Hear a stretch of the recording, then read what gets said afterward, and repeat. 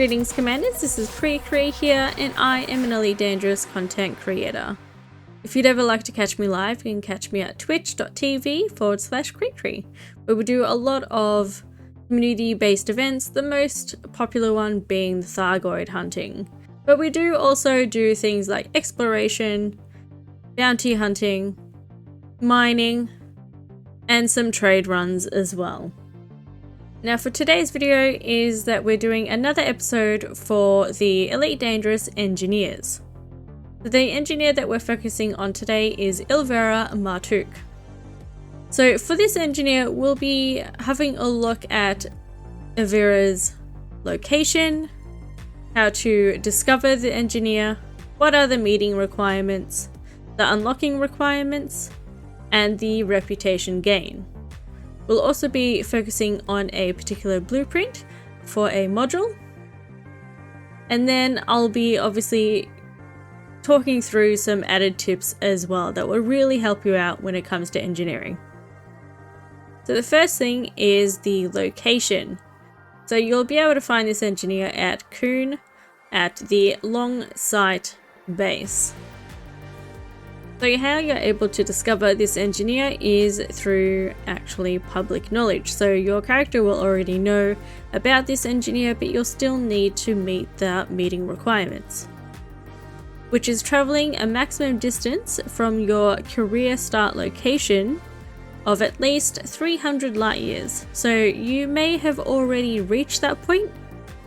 It's actually pretty easy to meet these requirements, so I wouldn't stress too hard. Now, the unlocking requirements as well is definitely going to be needed, is that you need to provide 3 units of 𝗬𝗏𝗡𝗡𝗘𝗏 relics. Now I will be putting in the description below a link of where you're able to buy these relics, so do make sure that you have a cargo rack that holds at least 3 tons, which is easy enough to do. And lastly, the reputation gain. So you'll need reputation in order to get access to higher grade engineering with your module. So how you're able to do that is through crafting modules with them, and also to sell your exploration data at the long site base. Now with this engineer, there are a few things that you're able to engineer. So there is the frame shift drive, shield cell bank, shield generator, and thrusters. Now for each of these, there is a maximum of grade that you can engineer with this engineer. I feel like I said engineer 1,000 times. Anyway, so for the frame shift drive, there are 3 things that you're able to actually apply to your frame shift drive, and they are all grade 5. And they are faster boot sequence, increased range, and shielded. Next is the shield cell bank. For that one, you can only reach grade 1. And what you're able to engineer for with the shield cell bank is rapid charge and specialized. Next is the shield generator. So for this can be engineered to grade 3, and you can engineer for enhanced low power, kinetic resistant, reinforced, and thermal resistant. And lastly, there is the thrusters, where you can engineer for grade 2, and that is with clean, dirty, and reinforced thrusters. Now the module that we're going to be focusing on is the increased range frame shift drive, which is grade 5 as I had mentioned before. Now for each grade, there is a particular crafting cost, and based off how much of these materials that you have depends on how many times you are able to work towards completing grade 1, grade 2, grade 3, grade 4, and grade 5. So for grade 1, you'll need atypical disrupted wake echoes. How you're able to find this is through high wake scanning with a wake scanner, which is a module that you'll need to put onto your ship. And also you can get it through mission rewards. Next for grade 2, you'll need the atypical disrupted wake echoes as well as chemical processes. Chemical processes can be found through ship salvage of transport ships, unidentified signal sources, and mission rewards. For grade 3, you'll need phosphorus. With phosphorus, you'll be able to find that through surface prospecting. Now, if you're not too sure what surface prospecting is, it is when you take your ship down to the surface of a planet, use your SRV to essentially mine off the surface of the geologicals and biologicals that you find.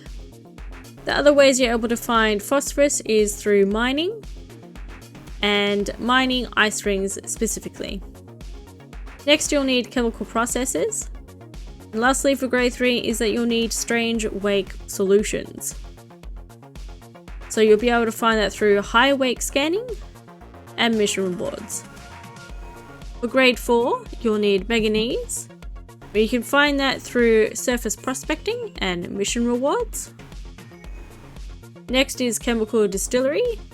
You can find those through ship salvage of transport ships and unidentified signal sources. And lastly, for grade 4, you'll need eccentric hyperspace trajectories. These can be found through high wake scanning.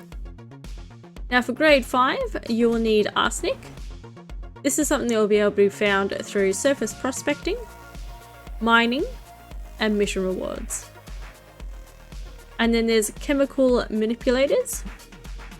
These can be found through ship salvage of transport ships, surface points of interest, and unidentified signal sources, more specifically convoy dispersal patterns. And then lastly, you'll need Datamined wake exceptions. These can be found through high wake scanning, mission rewards, unidentified signal sources, and more specifically encoded emissions. Now, like most engineering, you can put in an experimental effect to your module. Considering that the increased range of your FSD would probably imply that you would like to explore, I would suggest putting in Mass Manager. That is the best that you can do in terms of getting the most jump range out of your frameshift drive.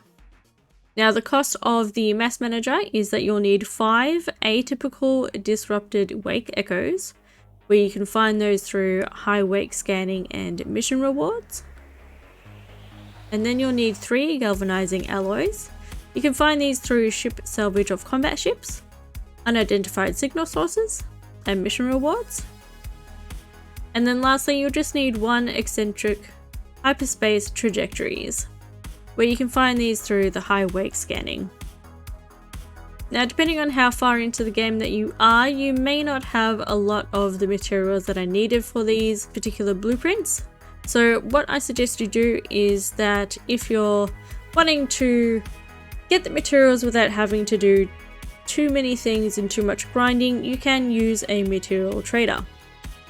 Now, the best way that you can actually use a material trader is to trade down. So what you would do in order to trade down is that you select the material that you need, and then you go to the lower grade material that you have a lot of and trade that way.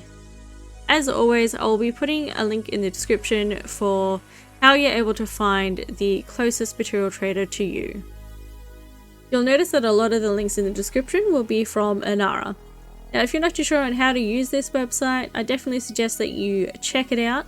And also, if you're not too sure on how to use it, then I do have a playlist that you can check out here. It has a lot of super useful information that will make your life in Elite Dangerous so much easier. So I definitely suggest you check that out. Anyway, I will see you in the Inara playlist. Take care, Commanders. Fly safe. I'll see you later.